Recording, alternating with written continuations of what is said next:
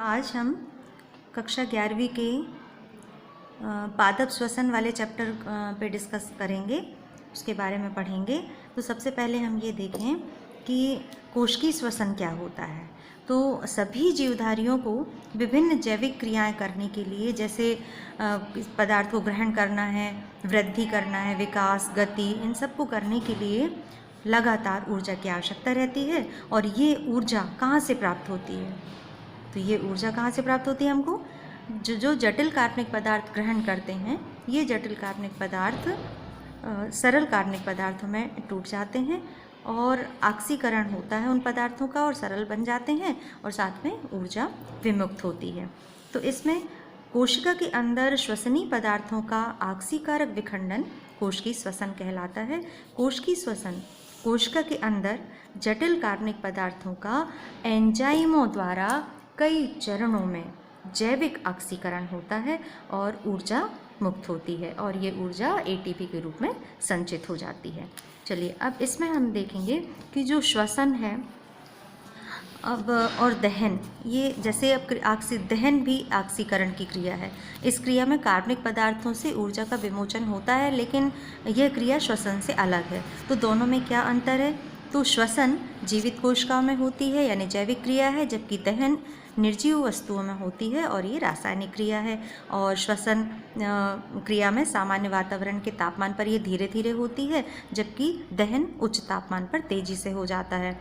और श्वसन क्रिया जैविक प्रक्रिया है, इसमें एंजाइम भाग लेते हैं और ऊर्जा एटीपी के रूप में संचित रहती है।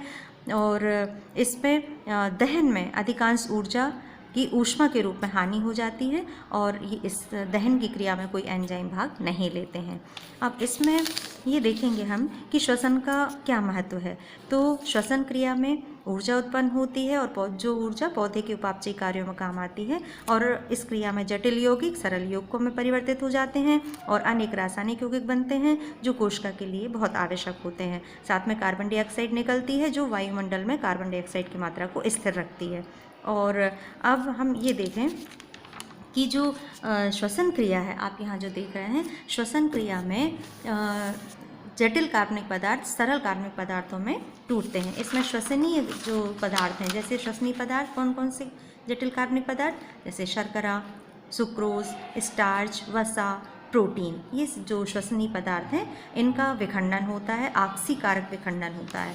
तो इसमें आप देखेंगे कि श्वसन में जैसे ये मान लीजिए ग्लूकोज है, तो ये ग्लूकोज जो है क्या है कि टूटता है, पायरुविक एसिड बनाता है और पायरुविक एसिड आगे ऑक्सीजन की उपस्थिति या अनुपस्थिति में टूटता है। तो जब ऑक्सीजन की उपस्थिति में टूटता है तो इसको ऑक्सी श्वसन बोलते हैं या एरोबिक रेस्पिरेशन बोलते हैं, और जब ये ऑक्सीजन की अनुपस्थिति में होता है तो इसको एनएरोबिक रेस्पिरेशन या फिर हम इसको बोलते हैं कि अनाक्सी श्वसन। तो इस तरह से ये श्वसन दो प्रकार का हो गया, एक ऑक्सी श्वसन और एक अनाक्सी श्वसन। तो इन दोनों में डिफरेंस भी एग्जाम में पूछा जाता है। तो ऑक्सी और अनाक्सी श्वसन यदि आप इतना ये याद रखते हैं, इतना ये नोट कर लेते हैं, तो आप 4-5 अंतर बहुत अच्छे से याद रख सकते हैं। जैसे आप यहाँ देख रहे हैं कि सबसे पहले ये जो ऑक्सीजन की उपस्थिति में यदि ऑक्सीजन की उपस्थिति में होता है तो उसको कहते हैं ऑक्सी श्वसन, और ऑक्सीजन की अनुपस्थिति में यदि होता है तो आप उसको क्या बोलते हैं? अनाक्सी श्वसन। अब ऑक्सी श्वसन में आप देखें तो ये जो कार्बनिक पदार्थ है ये टूट करके कार्बन डाइऑक्साइड जल बना रहा है, यानी इसका पूर्ण ऑक्सीकरण हो रहा है ऑक्सीजन की उपस्थिति में। जबकि ऑक्सीजन जब कम अनुपस्थित मतलब ऑक्सीजन की अनुपस्थिति है तो कार्बनिक पदार्थ टूट करके एल्कोहल और कार्बन डाइऑक्साइड बना रहा है। अब चूँकि इसका अपूर्ण ऑक्सीकरण होता है इसलिए ये अनाक्सी श्वसन में कम ऊर्जा बन रही है, 2 एटीपी के रूप में संचित हो रही है, जबकि ऑक्सी श्वसन में ऑक्सीजन की उपस्थिति में इसका ऑक्सीकरण हो रहा है, ये टूट रहा है। तो इस समय इसमें 38 एटीपी ऊर्जा संचित हो रही है, यानी अधिक ऊर्जा बन रही है।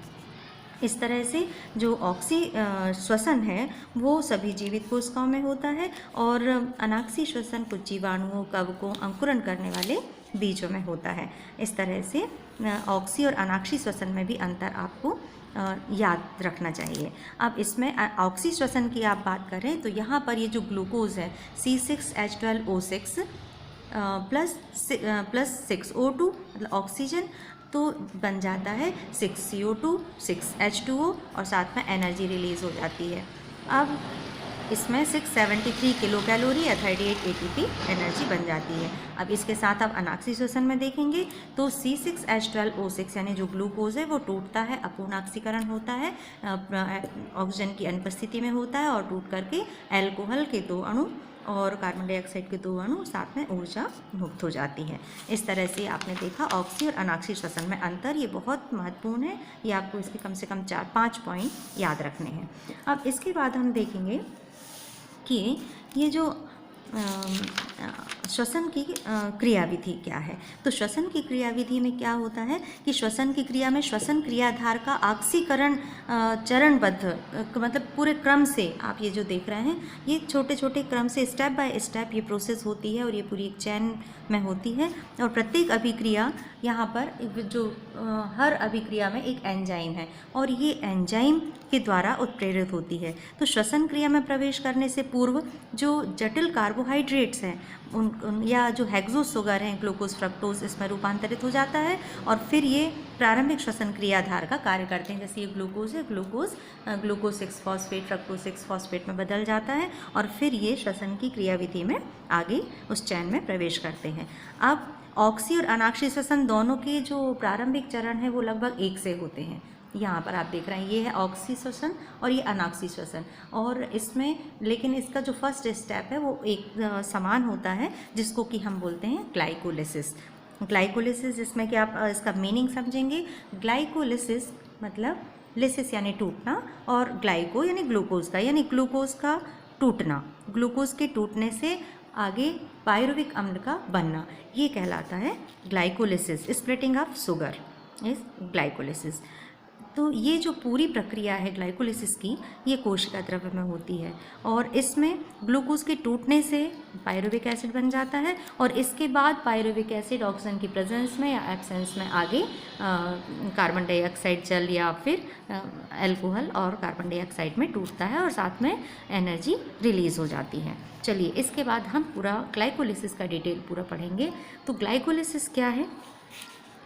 तो ग्लाइकोलिसिस जैसे आपने मीनिंग तो समझ ली उसकी कि glycolysis means splitting of sugar, glucose का टूटना। अब इसको EMP पाथवे भी कहा जाता है। ग्लाइकोलिसिस को क्या कहते हैं? EMP pathway. EMP इसलिए इसको बोलते हैं क्योंकि इसकी खोज 3 जर्मन वैज्ञानिकों ने की थी जिनका नाम एम्बेडेन मेयरहाफ और पार्नस है। अब इसे सामान्य श्वसन पथ या कोशिका द्रव्य श्वसन भी कहते हैं और इस पथ की सभी क्रियाएं जो है वो किसी कोशिका की कोशिका द्रव्य में संपन्न होती हैं। अब इसमें ये ऑक्सी और अनाक्सी दोनों प्रकार के श्वसन के लिए सामान्य स्टेप होते हैं। ग्लाइकोलिसिस की प्रक्रिया में सबसे पहले क्या होता है कि ये जो ग्लूकोज है, ये ग्लूकोज जो है वो है 6 कार्बन वाला ग्लूकोज है, 6 कार्बन वाला, और स्टेप बाय स्टेप ये टूटते हुए आकर के क्या बना लेता है, अंत में पायरुविक अम्ल के 2 अणु बना लेता है जो कि 3 कार्बन वाले हैं। इस तरह से मुख्य रूप से ग्लाइकोलिसिस के 3 स्टेप हमको पढ़ने हैं, जिसमें से सबसे पहला जो स्टेप है जिसमें ग्लूकोज से ग्लूकोज 6 फॉस्फेट बनता है, फ्रक्टोज 6 फॉस्फेट बनता है। तो ये जो स्टेप है फ्रक्टोज 1,6 डाइफॉस्फेट बनता है। तो ये स्टेप कहलाता है फॉस्फोराइलेशन यानी ग्लूकोज का फॉस्फेटीकरण।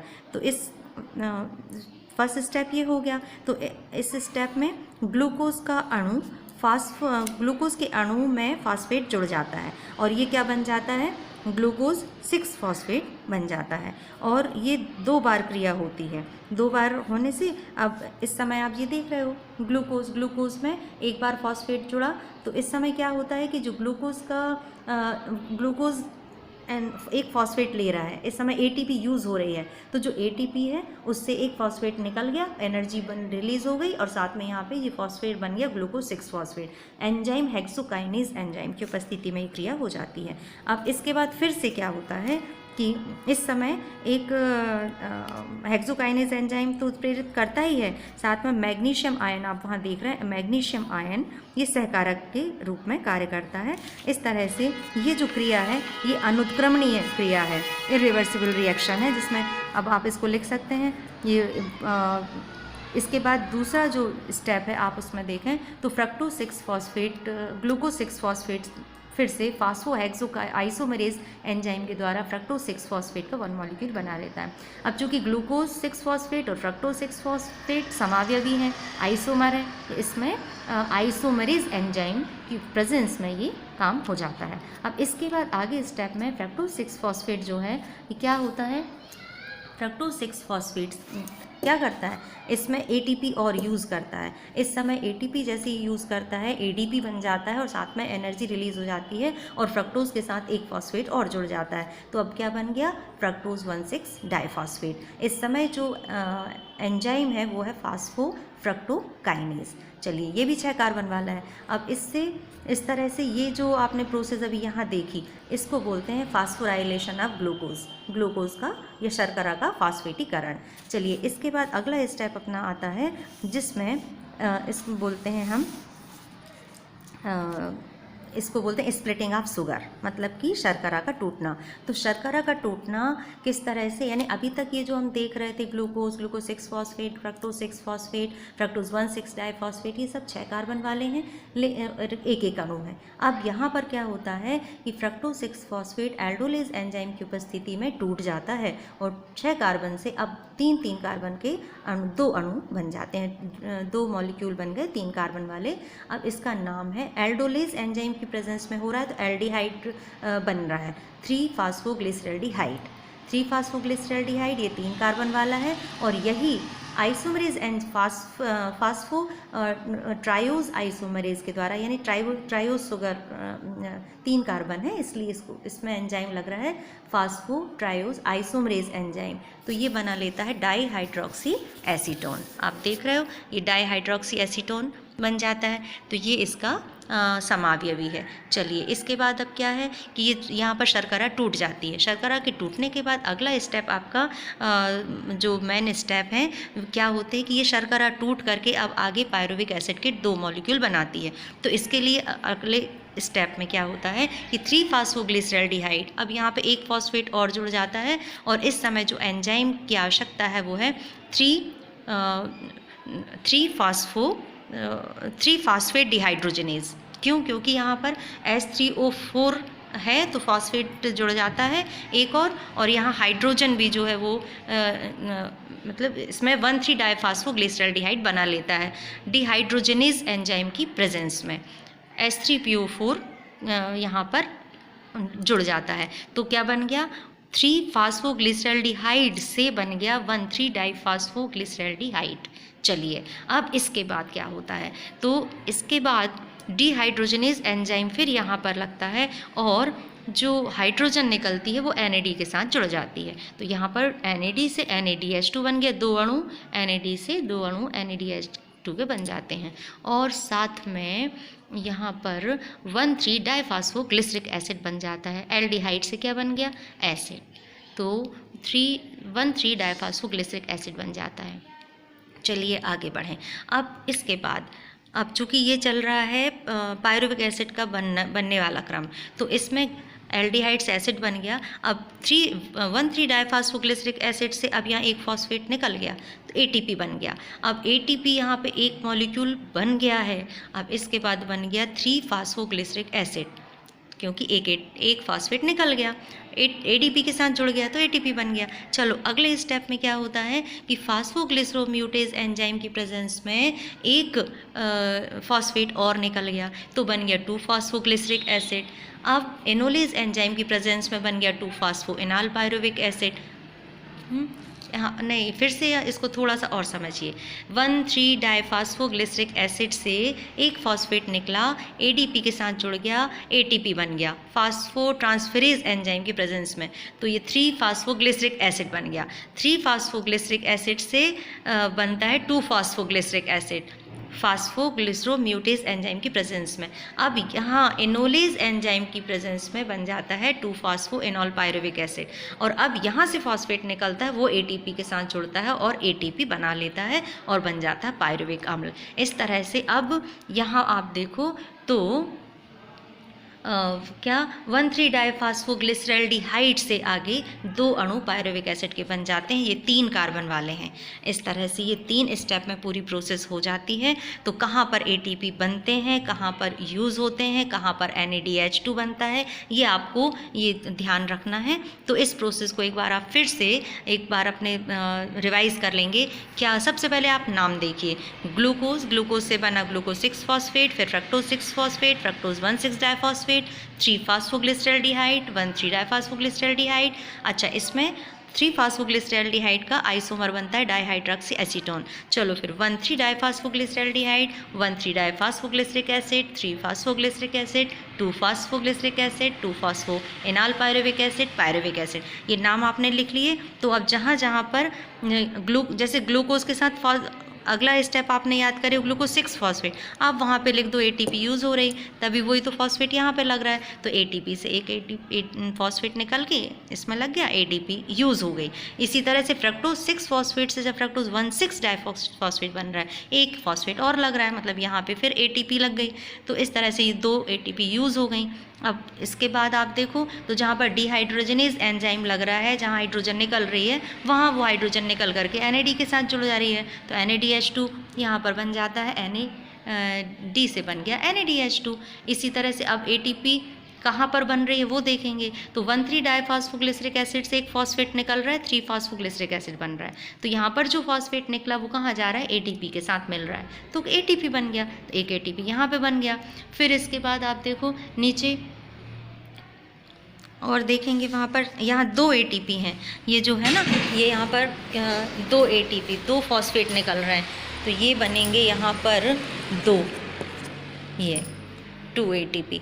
तो 2 ATP से 2 ATP बन गए। अब इसके बाद यहाँ पर आप नीचे फिर देखेंगे तो ये जब 2 फास्फोइनाल पायरुविक एसिड से पायरुविक एसिड बन रहा है, तो फिर यहाँ से 2 ATP फास्फेट के साथ जुड़ गए और 2 ATP बन गए। तो कुल 4 ATP यहाँ पे आपको दिख रहे हैं बने हुए। इनमें 4 में से 2 तो उपयोग हो गए, तो बचे 2, यानी कुल 2 ATP यहाँ पर गैन हो रहे हैं और 2 NADH2 गैन हो रहे हैं। चलिए, तो ये प्रोसेस तो आपने देख ली। अब इसमें हमको मुख्य रूप से 3 स्टेप आपने देख लिए ना। पहले जो है ये आप ग्लूकोज के बाद बाकी में 1 से लेकर 10 तक नंबरिंग कर लीजिए, 10 तक के नाम याद कर लीजिए और कहाँ ATP यूज़ हो रहा है, कहाँ पर बन रहा है वो लिख लीजिए, एंजाइम के नाम याद कर लीजिए। अब ऊपर 1 मॉलिक्यूल लग रहा है, 6 कार्बन वाला 1 मॉलिक्यूल है, 6 कार्बन वाला है ग्लूकोज, उससे लास्ट में बन रहा है 3 कार्बन वाला 2 मॉलिक्यूल बन रहे हैं पायरुविक एसिड के। चलिए, इतना आपने देख लिया। इसके 3 स्टेप याद रखिए। पहला है ग्लूकोज से फ्रक्टोज 1,6 डाइफॉस्फेट तक क्या हो रहा है, ग्लूकोज शर्करा का फास्फेटीकरण, फास्फोराइलेशन हो रहा है।